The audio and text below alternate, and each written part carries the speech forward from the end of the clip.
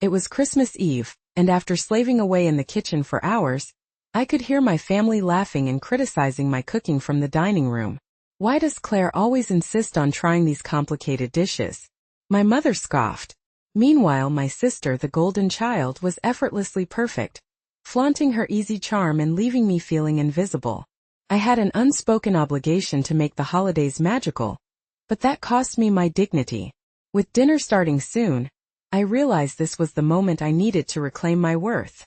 I couldn't let another holiday go by with me as the family's scapegoat.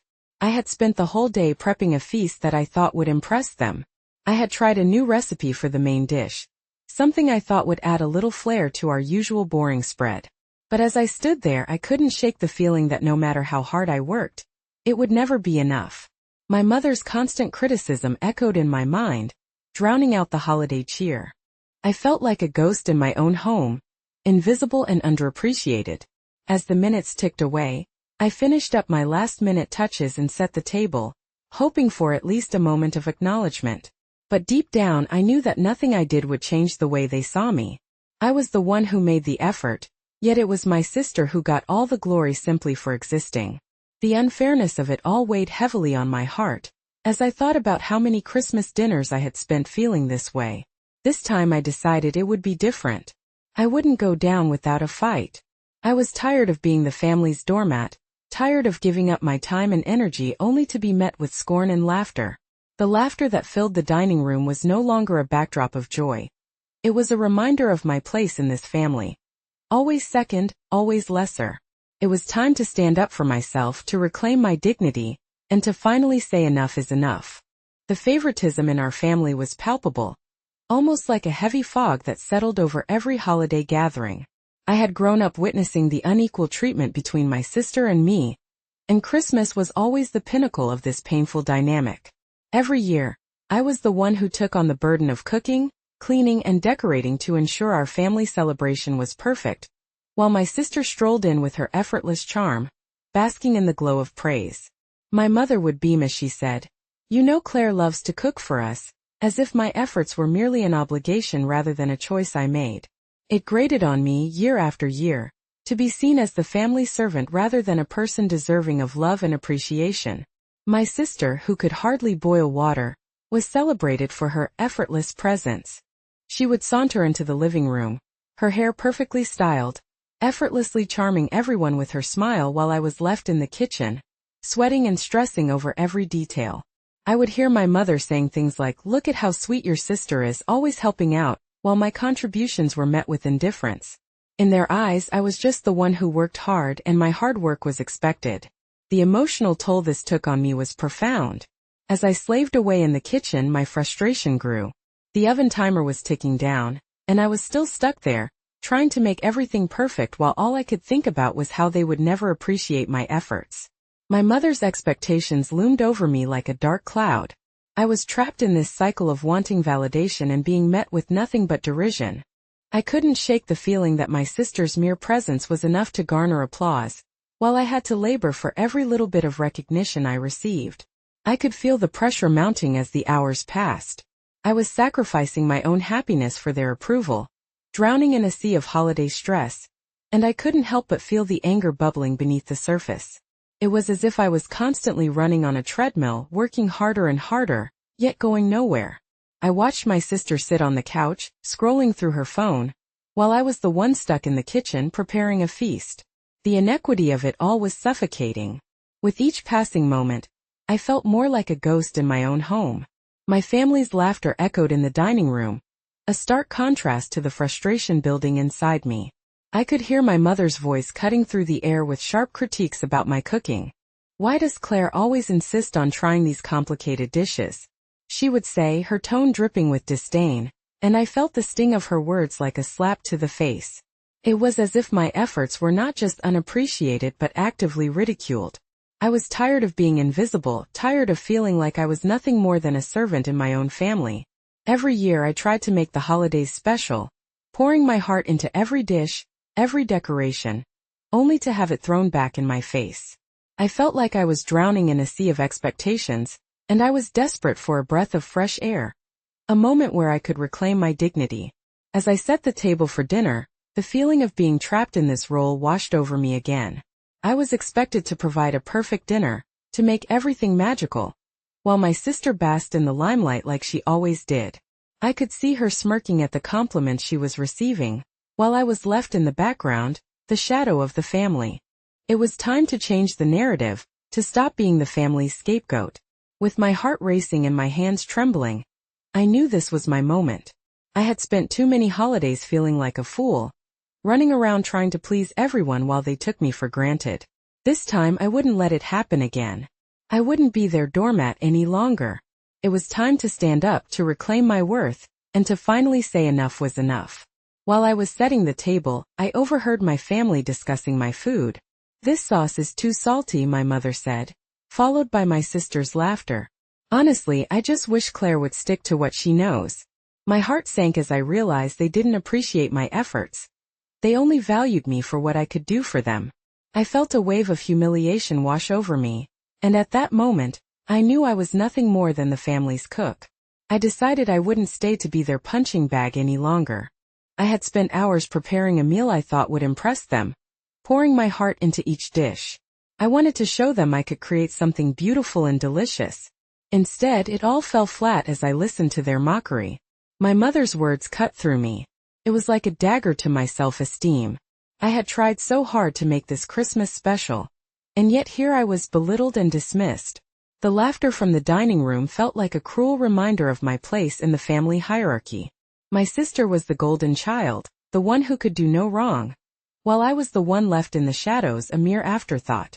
I could feel the anger rising within me, the unfairness of it all burning like a fire in my chest. I had been the one to put in all the effort, yet I was treated like a failure. As I stood there, my hands shaking with frustration, I thought about all the Christmas dinners that had come before this one. I had always been the one to take on the burden of making everything perfect. I cooked, I cleaned, I decorated, and what did I get in return? A constant stream of criticism and a sister who was celebrated for simply being there. The humiliation was unbearable. It was like I was invisible, working tirelessly while my family took my efforts for granted. I felt like a ghost in my own home, haunting the kitchen while they enjoyed the feast I had prepared but had no intention of appreciating. I decided I would not be a part of this any longer. I would not let their laughter and scorn define me. I had given them too much of my time and energy, only to be met with derision. I felt a powerful surge of determination. It was time to reclaim my dignity and walk away from this toxic cycle. I wouldn't stay to be their scapegoat any longer. In that moment I made a choice. I wouldn't let them humiliate me again. I wouldn't allow my worth to be dictated by their opinions. I was done being the family cook, the one who was expected to make everything perfect while receiving nothing in return. I wanted my efforts to mean something. I wanted to be seen and valued, not just for what I could do for them, but for who I was. As dinner approached and the tension in the air thickened, I felt the weight of my decision.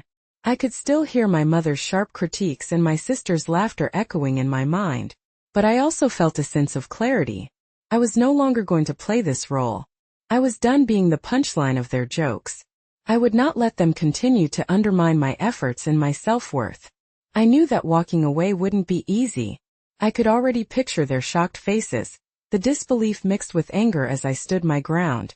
But the thought of continuing down this path, of sacrificing my happiness for their approval, was unbearable. So I took a deep breath, steadied my resolve, and prepared to confront them. I wouldn't give in to the humiliation any longer. I was ready to break free from their grasp and take control of my life. No more would I be the invisible woman behind the scenes, working tirelessly while they laughed at my expense. It was time to stand up for myself and reclaim my worth. I walked into the dining room, my heart racing.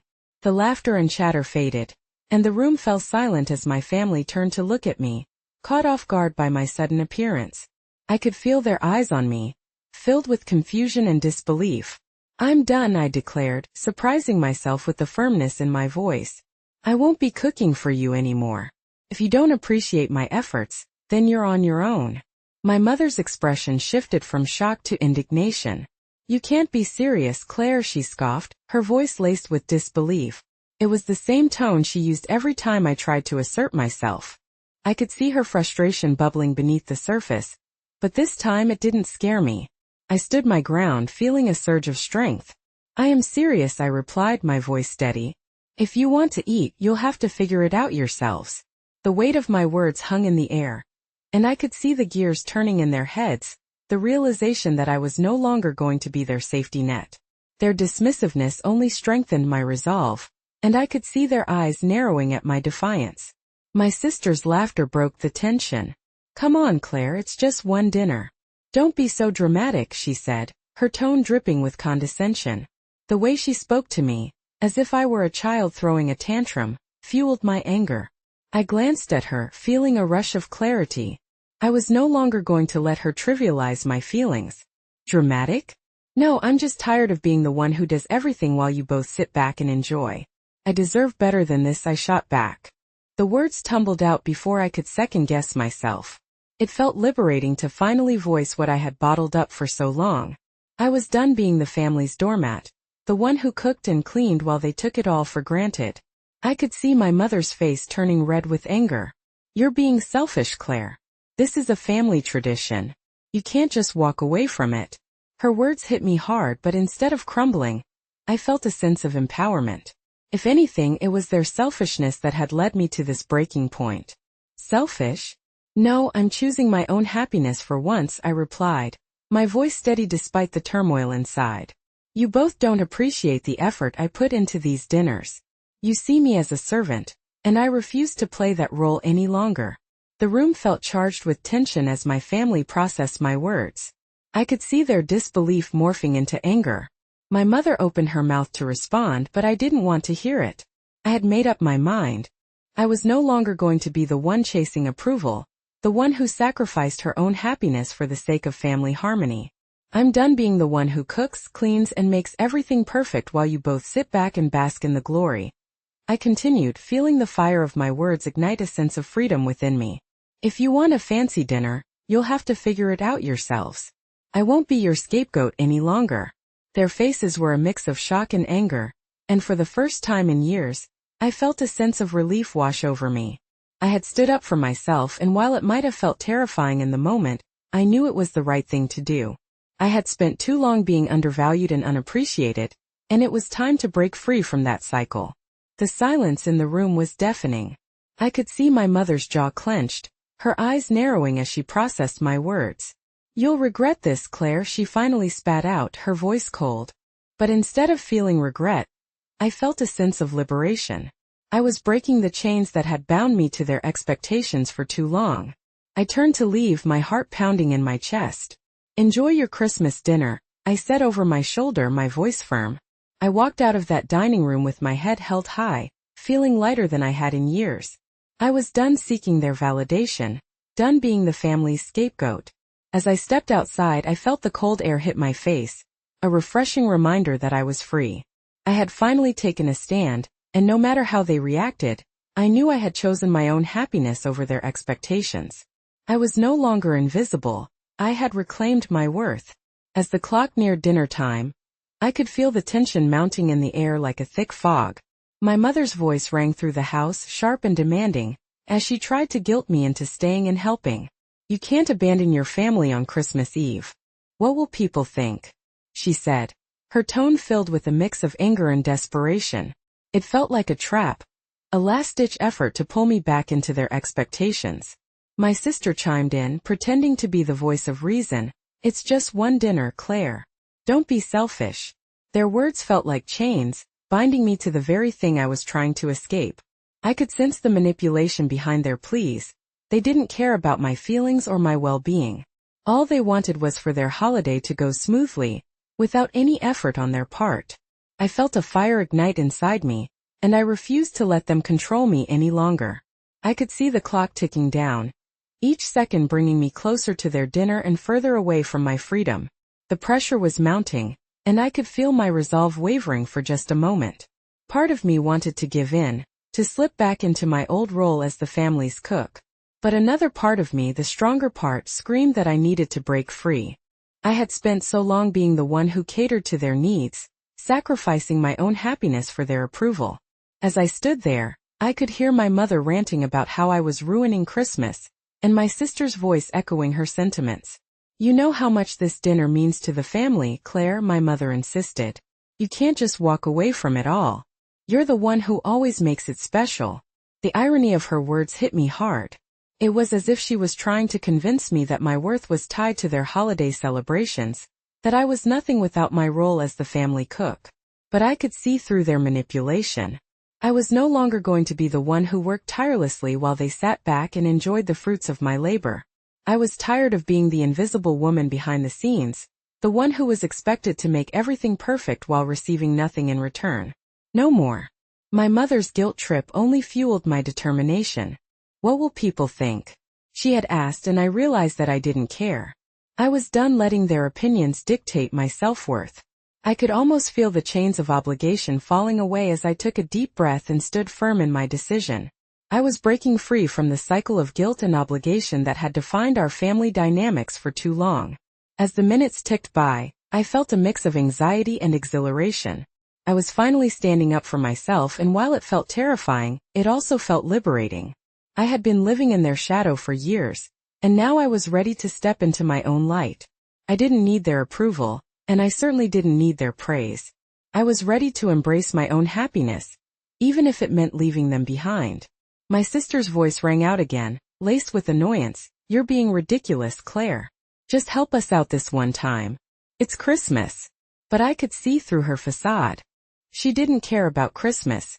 She wanted to maintain her comfortable position in the family hierarchy, where I did all the work and she reaped all the benefits.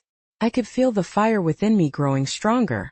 I thought of all the Christmas dinners I had slaved over, the countless hours spent cooking and cleaning, only to be met with ridicule and scorn. This time I wasn't going to let their manipulation work on me. I was reclaiming my power, and I wasn't going to let anyone take it away from me. As dinner time approached, I could hear the sounds of chaos in the kitchen. My mother and sister were scrambling to get everything ready, and I could imagine the frustration on their faces as they realized I wasn't going to come to their rescue. I felt a strange sense of satisfaction at the thought. They had taken me for granted for far too long, and now it was time for them to deal with the consequences of their actions. I stood firm in my decision, knowing that I was no longer their safety net. The pressure they were trying to exert on me only solidified my resolve. I was finally choosing myself, and the thought filled me with a sense of strength I hadn't felt in years. I wouldn't be their punching bag any longer. I was done sacrificing my own happiness for their approval. So, as the clock struck dinner time and the chaos reached a fever pitch, I took a deep breath and released the weight of their expectations. I was ready to embrace my newfound freedom, ready to step into a life where my worth wasn't tied to their opinions. I had made my choice, and there was no turning back. Dinner began, and as expected, the atmosphere turned tense. My mother shouted for me to help with the last-minute arrangements, expecting me to jump into action. "Claire, get the salad," she yelled from the dining room, her voice sharp and laced with urgency. I could hear the clanking of dishes and the sound of my sister giggling, as if they were completely oblivious to the storm that was brewing. The kitchen was a chaotic mess, and I could see my family glancing at me with expectation, certain I would cave in. They were counting on me to save the day, but I stood still, arms crossed, watching them squirm. The pressure was palpable. This was the moment they thought would break me. My mother's frustration grew as she glanced over her shoulder, her eyes scanning the room for my assistance. I could feel the weight of their expectations hanging in the air, pressing down on me like a heavy blanket. My heart raced, but instead of feeling anxious, I felt a sense of empowerment. I wasn't going to let them manipulate me into submission. "Claire, hurry up." My mother barked again, her tone demanding. I could see her face turning red with anger as she realized I wasn't budging. It was almost comical how they expected me to jump into action, as if my absence would bring the whole dinner crashing down. My sister, still giggling, added, "Seriously, Claire, just help us out this one time. We can't do it without you." Their words were like a trap, designed to pull me back into their web of guilt and obligation. But I wasn't falling for it. I could see the chaos unfolding in the kitchen, my mother frantically trying to make everything perfect while my sister stood by, laughing and enjoying the spectacle. I felt a surge of satisfaction watching them scramble, knowing they were finally facing the consequences of their actions. As I stood there, I could feel the tension in the air thickening. My mother was losing her cool, And I was reveling in the fact that I was no longer their safety net. I wasn't going to be the one who saved Christmas. I had already made my choice. This is ridiculous. My mother shouted, her voice rising. You're ruining everything, Claire. I could see the anger flashing in her eyes, and it was oddly satisfying. For years I had been the one who worked tirelessly to make everything perfect, only to be met with scorn and ridicule. Now I was finally standing up for myself and it felt exhilarating. I glanced at the clock and felt a rush of relief. Dinner was now officially underway, and I was free from their expectations. I could hear the sounds of pots clattering and my mother's frustrated voice rising, and it filled me with a sense of liberation. I had made my choice and there was no turning back. The chaos continued, and I could hear my mother's voice growing more frantic as she tried to manage the mess. How can you just stand there and do nothing? She shouted, clearly exasperated. I could almost picture her pacing around the dining room, hands on her hips, trying to keep everything under control. But I wouldn't be the one to come to her rescue this time. My sister, clearly feeling the pressure, chimed in again, trying to lighten the mood. Come on, Claire, it's just dinner. You're making a big deal out of nothing. Her words felt like daggers, but they only fueled my determination. I wasn't going to let her belittle my feelings any longer.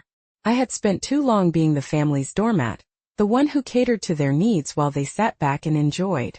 I crossed my arms tighter, my resolve hardening. I was done being the invisible woman behind the scenes, the one who was expected to make everything perfect. I could see my mother's frustration boiling over, and I knew I had made the right choice. I wasn't about to let them manipulate me into returning to my old role. As I stood in the doorway, I could hear the chaos escalating. My mother was shouting for my sister to help, and I could hear the sound of dishes crashing as they both scrambled to salvage what was left of their dinner. I felt a strange sense of satisfaction at the thought. They had relied on me for far too long, and now it was their turn to deal with the consequences of their actions. I took a deep breath, savoring the moment. The tension in the air was thick, but I was finally free. I had broken the cycle of guilt and obligation that had defined our family dynamics for too long. I was ready to embrace my newfound freedom, ready to step into a life where my worth wasn't tied to their opinions. In that moment I realized that I was finally choosing myself. I had spent years being undervalued and unappreciated, and now it was time for me to break free from their grasp. I wouldn't be their punching bag any longer. The chaos in the kitchen was theirs to manage, and I felt a surge of power knowing that I was no longer part of it. I took a deep breath and walked out of the house, leaving them to fend for themselves. The door clicked shut behind me, and I felt an overwhelming sense of relief. I wouldn't be their safety net any longer. I heard the chaos begin, the sounds of pots clattering and my mother's frustrated voice rising. I didn't look back. It was their turn to deal with the mess they created. As I stepped away from the house, I could still hear the muffled sounds of their frantic movements inside. My mother's voice was a mix of anger and desperation, as she tried to maintain some semblance of order. I imagined her glaring at my sister, likely blaming her for the disaster that was unfolding. The thought of them scrambling to make everything work without me felt oddly satisfying. For years, I had been the one who held everything together, and now they were finally facing the consequences of taking me for granted. I walked down the street, feeling the chill of the winter air on my skin. The cold was refreshing, a stark contrast to the suffocating environment I had just left behind. As I made my way to a nearby cafe where I knew some friends were gathering for the holiday, I felt a sense of empowerment growing within me. I was no longer the one who would bend over backward to please them. I was choosing myself for a change. The cafe was warm and inviting, filled with the smell of fresh coffee and baked goods. I pushed open the door, and the familiar faces of my friends lit up at the sight of me. "Claire, you made it!" one of them exclaimed, pulling me into a warm embrace. I could feel the warmth of their affection wrapping around me like a cozy blanket, a stark contrast to the coldness I had just experienced at home. As I settled into a corner table, my friends bombarded me with questions about my holiday plans. I shared a quick story about my family's Christmas dinner, omitting the details of the chaos I had just escaped. Instead, I focused on how liberating it felt to stand up for myself. I just couldn't be their doormat any longer, I said, my voice steady and filled with conviction. My friends nodded, understanding the weight of my words. They offered their support, reminding me that I deserved to enjoy the holidays without the burden of my family's expectations. As we laughed and shared stories, I felt a sense of belonging that I hadn't felt in a long time. I was surrounded by people who valued me for who I was, not for what I could do for them. After a while, I pulled out my phone and glanced at the time. I knew that dinner would be in full swing at my family's house. The thought of them struggling without me brought a small smile to my face. I felt a sense of satisfaction knowing that I had finally broken free from the cycle of guilt and obligation that had defined our family dynamics for far too long. As the evening wore on, I allowed myself to relax and enjoy the moment.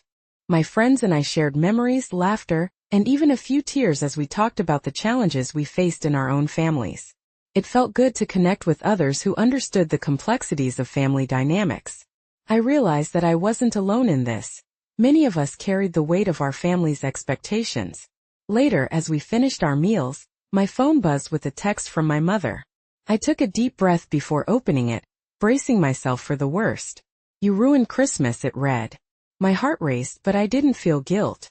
Instead, I felt a wave of validation wash over me. I had finally stood up for myself, and I was supported by friends who appreciated me for who I was. I put my phone down and shared the text with my friends, who reacted with disbelief. "How could she say that?" one of them asked, shaking her head. "You deserve to enjoy the holidays, Claire. You're not ruining anything by choosing to prioritize your happiness." Their words meant everything to me. I had spent so long being undervalued and unappreciated by my family, and now I was surrounded by people who lifted me up instead of tearing me down. It was a stark reminder that I had made the right choice in leaving, and that I deserved better. As the night came to a close, I felt a sense of peace wash over me. I was finally free from their expectations, and I was learning to embrace my own happiness. I knew that the road ahead wouldn't be easy, but I was ready to face it head-on. I had taken the first step in reclaiming my worth, and I wasn't going to let anyone take that away from me. When I finally left the cafe, I felt a renewed sense of purpose. I was choosing to surround myself with people who valued me for who I was, not for what I could do for them. I was ready to embrace the new normal, a life where I didn't have to sacrifice my happiness for the sake of others. The silence I had created around me was louder than any argument, and I was finally finding my voice. I spent the evening with friends who appreciated my presence, laughing and enjoying a simple meal. Back at home, my family's dinner had turned into a disaster. I could only imagine my mother's anger as she yelled at my sister for failing to help. The atmosphere around me was filled with warmth, joy, and genuine connection. Everything that had been missing from my family's holiday gatherings for years. As we sat around the table, I felt lighter, more at ease, and it struck me how significant this moment was. When I received a text later, it was not an apology but an accusation. "You ruined Christmas," it read. My heart raced, but I didn't feel guilt. Instead, a wave of validation washed over me. I had finally stood up for myself, and I was validated by my friends' support. I could picture my mother pacing around their dining room, her frustration boiling over as she desperately tried to salvage what was left of the meal. She probably had that same angry look on her face I had seen too many times before, the one that made me feel small and insignificant. In my mind, I could hear her voice, sharp and biting, blaming my sister for the chaos, even though it had been her own choices that had led them to this point. "You know how she gets when things don't go her way," I told my friends, shaking my head in disbelief. They nodded, understanding what I meant. My sister, who usually just stood by and laughed during family gatherings, was now thrust into the spotlight, expected to perform and help, but she lacked the skills and the drive to do so. I could imagine her trying to keep the mood light while my mother barked orders at her, the two of them trapped in a dance of blame and frustration. As I read my mother's text again, I couldn't help but chuckle. "Ruined Christmas?" I thought. No, I hadn't ruined anything. I had simply stopped enabling the dysfunction that had defined our family holiday traditions. The more I sat with my feelings, the more empowered I felt. I had taken a stand, and while my family may have seen my absence as a catastrophe, I viewed it as liberation. "I'm starting to see how I've let them dictate my happiness for so long," I said to my friends, who were now sharing stories of their own family dramas. It was comforting to know I wasn't the only one who had struggled under the weight of family expectations. One friend recounted a story where she had to cancel her plans to appease her parents, and the disappointment had lingered for months. Listening to her, I felt a sense of camaraderie, a shared understanding that made me realize I wasn't alone in this fight. "Claire, you did the right thing by walking away," one friend said, her voice steady and full of conviction. "You deserve to enjoy your holidays without the burden of others' expectations. Don't let them manipulate you into feeling guilty for prioritizing your own happiness." I nodded, feeling a sense of gratitude wash over me for the support I was receiving. As we shared more laughter and stories, I felt the weight of my family's judgment lift off my shoulders. I was beginning to recognize that I had the power to choose my own path, one that didn't involve sacrificing my happiness for the sake of keeping the peace. Later that evening, I decided to post a picture of my meal with my friends on social media. We were all smiles and the joy was palpable. I wanted to document this moment of newfound freedom and the warmth of true connection. I wanted to show the world that Christmas could be different, that it could be filled with laughter, love, and acceptance, instead of the chaos and manipulation that had defined my family's traditions. As I clicked post, a sense of pride surged through me. I realized that my worth wasn't tied to my family's approval or their perception of me. I could create my own holiday traditions, ones that honored who I was and what I valued. I knew I would cherish this moment and remember how it felt to stand up for myself, to prioritize my own happiness over their expectations. That night, I went to bed feeling lighter, filled with hope and determination. I had made significant strides in reclaiming my life, and I was excited to see where this newfound freedom would take me. I was finally breaking free from the chains of obligation that had held me captive for so long. The next morning, I woke up to a flurry of notifications on my phone. Friends were commenting on my post, sharing their love and support. It was heartwarming to see how many people resonated with my story and encouraged me to keep moving forward. But soon after, another message from my mother popped up. "You need to come home and apologize. You're being selfish." I took a deep breath, feeling a mix of emotions. Her words were just more of the same manipulation I had been subjected to my entire life. I didn't respond immediately. Instead, I took the time to process my feelings. I wasn't going to let her guilt trip me into returning to a situation that had been unhealthy for me. Instead, I decided to focus on myself and what I wanted. I reached out to my friends to make plans for the upcoming days. I wanted to create my own holiday experiences, ones filled with laughter and love, away from the toxicity of my family. I felt empowered to choose my own path, one that didn't involve their approval or validation. As I moved forward, I knew I would face challenges, but I was ready.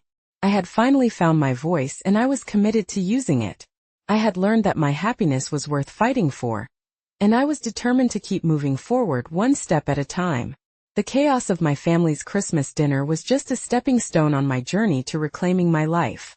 The next day, I woke up to the familiar buzz of my phone. Notifications were lighting up my screen, and I felt a mix of excitement and anxiety as I scrolled through the messages. Friends were commenting on my post, showering me with love and support. It warmed my heart to see their encouragement, and I could feel the weight of my family's judgment slowly lifting off my shoulders.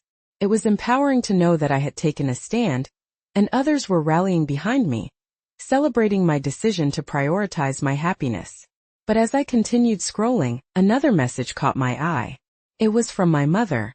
"You need to come home and apologize. You're being selfish." My heart sank for a moment. Her words were just more of the same manipulation I had been subjected to my entire life. A part of me felt the familiar pang of guilt creeping in, but I quickly pushed it aside. I took a deep breath and reminded myself of everything I had just experienced. I wasn't going to let her guilt trip me into returning to a situation that had been unhealthy for me. Instead, I focused on myself and what I wanted. I reached out to my friends, eager to make plans for the upcoming days.